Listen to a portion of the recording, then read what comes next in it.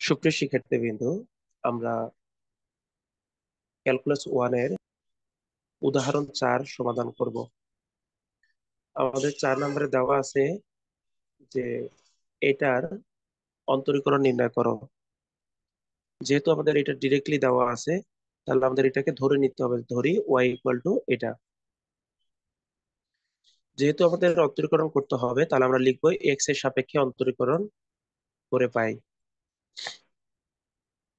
তাহলে আমাদের বাম দিকে লিখবো কি ddx অফ y, আর ডান দিকে লিখবো ddx দিয়ে এই যেটা দেওয়া আছে সেটা আমরা লিখে দিব।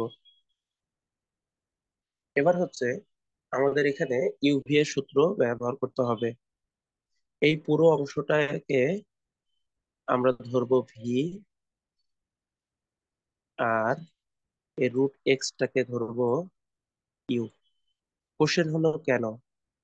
কারণ আমাদের লিয়েট নামে একটা তত্ত্ব আছে, ঠিক আছে?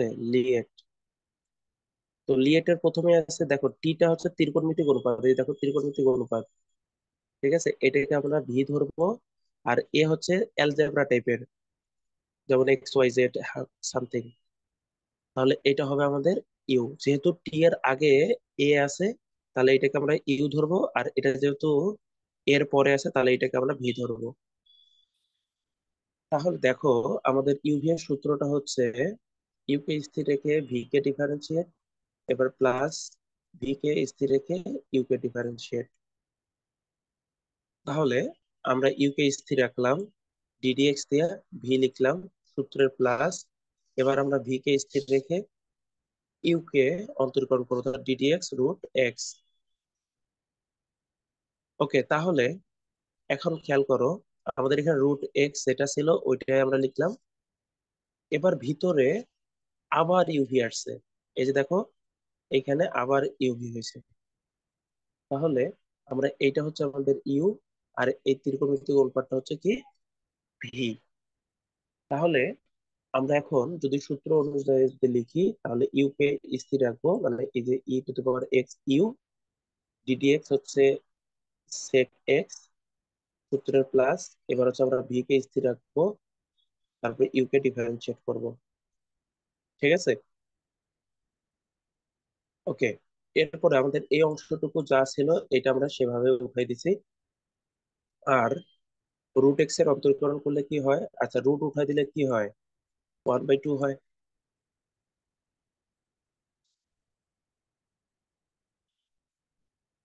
তাহলে আমাদের অন্তরীকরণের বেসিক সূত্র অনুযায়ী কি জানি? পাওয়ার সামনে আসে পাওয়ার থেকে এক বিয়োগ হয়। তাহলে পাওয়ার কত? 1/2। তাহলে পাওয়ার সামনে আসে এক্স পাওয়ার 1/2 মাইনাস 1। পাওয়ার সামনে আসে পাওয়ার থেকে এক বিয়োগ হবে, ঠিক আছে? আচ্ছা, এবার আমাদের এই যে রুট এক্স যা ছিল তাই লিখবো, e to the power x e to the power x লিখলাম।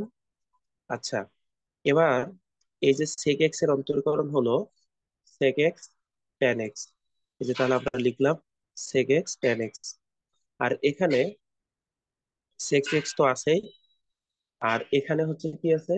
ই টু দি পাওয়ার এক্স আছে। তাহলে ই টু দি পাওয়ার এক্স এর অন্তরীকরণ কি হয়? ই টু দি পাওয়ার এক্স এই হয়। তাহলে আমরা লিখতে পারি sec x e to the power x. আর এখানে উপরে আমাদের যা আছে, এই যে এই অংশটুকু আমরা উপরে লিখলাম। আর এই 1/2, তাহলে এই টুটা নিচে আসলো। আর হাফ থেকে যদি আমরা ওয়ান বাদ দিই, তাহলে কি আসবে? Minus.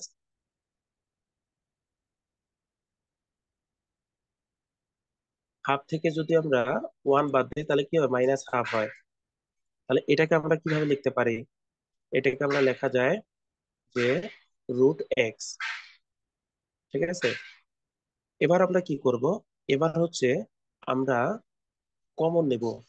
E to the power x, sec x এখানেও আছে, এখানেও আছে, এখানেও আছে। তাহলে আমরা এই তিনটা অংশ থেকে কি নেব? কমন নেব। সাথে এই রুট এক্সটা গুণ করে দিব, এটার সাথে গুণ করব, এটার সাথে গুণ করে দিব। তাহলে আমরা e to the power sec x যদি কমন নেই, তাহলে এখান থেকে কি থাকবে? রুট এক্স টেন এক্স, কারণ এটা তো চলে যাবে। তাহলে রুট এক্স টেন এক্স, এবার প্লাস প্লাস। এইটা তো তো চলে গেছে, কেন? কারণ কমনের কারণে। তাহলে আমাদের এই যে রুট এক্সটা যেহেতু গুণ হবে, তাহলে এই যে আমরা রুট এক্স লিখলাম। এবার এখানে plus plus, e to the power x sec x যেহেতু কমন নিয়েছে, তাহলে কি থাকবে? One, 1/2 root x. তাহলে এবার আমরা এখানে লসাগু করব। লসাগু করলে কি হবে? লসাগু টু রুট এক্স হবে। তাহলে আমাদের এই টু রুট এক্স এর সাথে যদি আমরা রুট এক্স টেন এক্স গুণ করি, তাহলে এটা টু, আর দুইটা রুট এক্স গুণ করলে একটা এক্স হয়। ঠিক আছে? দুইটা কিভাবে হয়?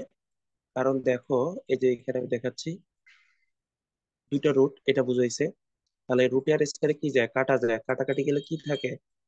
এক্স থাকে, এই কারণে এক্স টেন এক্স প্লাস। এবার একই রকম ভাবে রুট এক্স আর হচ্ছে টু রুট এক্স গুণ করলে কি হবে? এক্স হবে। আর সাথে কি থাকবে? যেহেতু টু আছে গুণ, তাহলে টু এক্স প্লাস।